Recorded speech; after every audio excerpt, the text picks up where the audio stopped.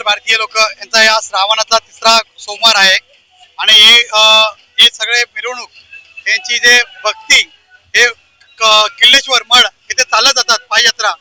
मला माझ्याकडून जे सेवा करण्याची संधी भेटली आहे, जे पाणी वाटप केळे वाटप शाखा क्रमांक 32 कडून मी शिंदे साहेबांच्या नेतृत्वाखाली हा काम करत आहे।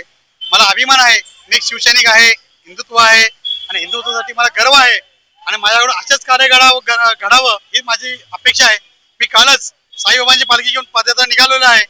आज मला असं वाटलं कावड यात्रा आहे तर कावड यात्रेची सेवा करून आणि परत मी पालखीला पुढे अटॅच होणार आहे। मला वाटतं पालखी आतापर्यंत दुपारी 2 वाजेपर्यंत घोडबंदरला थांबणार आहे जेवणाच्यासाठी, तर तिथे मी दुपारी अटॅच होऊन परत सिटी पण चालत जाणार आहे। माझ्याकडून देवासाठी काय करता येईल मी तेवढं करेन, कारण धर्म जात पात भेद हा असणारच, पण आपल्याकडून चांगलं कर्तव्य बघा। देवाचं नाव घेताना पाऊस पण चालू झाला, हे नशीब लागतं, योगा एक वेळ लागतं।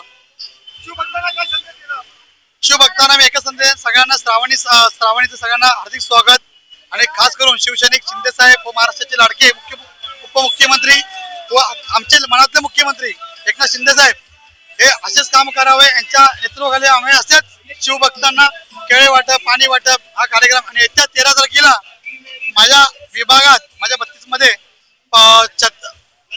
रक्तदान शिबिर व महाआरोग्य शिबिर मोठ्या हॉलमध्ये करण्यात येणार आहे, तर त्यांचं सगळ्यांनी लाभ घ्यावं।